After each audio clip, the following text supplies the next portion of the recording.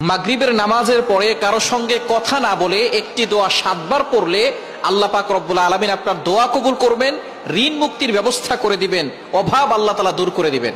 বর্তমান আমাদের সমাজে আমরা অনেকে আমল করতে চাই না। আমলের মাধ্যমে কিন্তু আপনি আপনার জীবনটাকে পরিবর্তন করতে পারেন। আমল দিয়ে যদি আপনি আপনার জীবনটাকে সাজান, দুনিয়াতেও শান্তি পাবেন, আখিরাতেও শান্তি পাবেন। নবীজি সাল্লাল্লাহু আলাইহি ওয়াসাল্লাম আমাদেরকে এমন কিছু দোয়া শিক্ষা দিয়েছেন যে দোয়ার মাধ্যমে কিন্তু আমরা সুখে শান্তিতে দুনিয়াতে বসবাস করতে পারি। নবীজি সাল্লাল্লাহু আলাইহি সাল্লামের কাছে অনেক সাহাবায়ে কেরাম বলতেন, ইয়া রাসূলুল্লাহ, আমার সম্পদ কম, দুনিয়া আমার কাছ থেকে দূরে সরে গেছে, ইয়া রাসূলুল্লাহ কিছু দোয়া বলে দেন। আমি ঋণে জর্জরিত হয়ে আছি, ইয়া রাসূলুল্লাহ কিছু দোয়া বলে দেন। নবীজি সাল্লাল্লাহু আলাইহি ওয়াসাল্লাম তাদেরকে আমল বলে দিতেন। তারা আমল করে অনেকটা উপকৃত হতো, দুনিয়াতে তারা সম্পদের মালিক হয়ে যেত।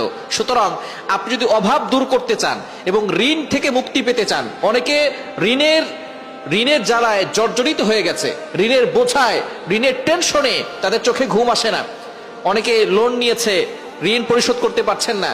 আপনি মাগরিবের নামাজের পরে কারো সঙ্গে কথা না বলে আপনি সেখানে বসে কিবলার দিকে মুখ করে একটি দোয়া পড়বেন। হযরত আলী রাদিয়াল্লাহু তাআলা আনহু বলেছেন, এই দোয়াটা যে ব্যক্তি পড়বে তার যদি পাহাড় সম পরিমাণের ঋণ থাকে, আল্লাহ তাআলা সেই ঋণ মুক্তির ব্যবস্থা করবেন এবং আল্লাহ পাক রব্বুল আলামিন তার অভাব দূর করবেন।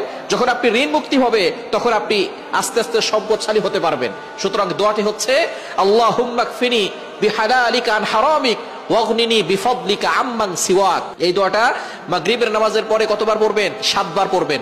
7 বার পরে আল্লাহর কাছে দোয়া করবেন, দেখবেন আল্লাহ তাআলা আপনার সকল দোয়াগুলো কবুল করবেন, আল্লাহ আপনার অভাব দূর করবেন, বিপদ আপদ থেকে আল্লাহ হেফাজত করবেন। মাগরিবের নামাজের পরে আমলটি করবেন, ফজরের নামাজের পরেও আমলটি করতে পারেন। এছাড়া যদি ঋণ আপনার বেশি হয়ে যায়, সব সময় দোয়াটি পড়বেন, আল্লাহুম্মা কফিনি বিহালালিকা আন হারামিক ওয়াগনিনি বিফদলিকা আম্মান সিওয়াক। আল্লাহ পাক রব্বুল আলামিন আপনার ঋণ মুক্ত করে দিবেন, আল্লাহ তাআলা অভাব দূর করবেন, সম্পদশালী বানিয়ে দিবেন। সম্পদের প্রয়োজন আছে, আপনি হজ করতে যাবেন, বিমান ভাড়ার জন্য টাকা পয়সার দরকার আছে না নাই?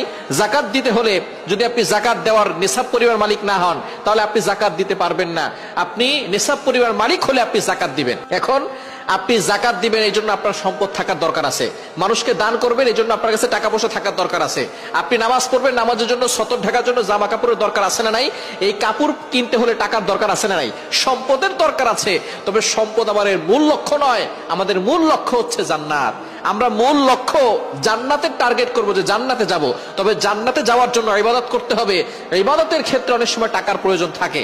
এজন্য আপনি টাকা পয়সা দিয়ে আপনি সতর ঢাকার জন্য কাপড় কিনতে পারবেন, আপনি হজ করার জন্য টাকা পয়সা লাগবে।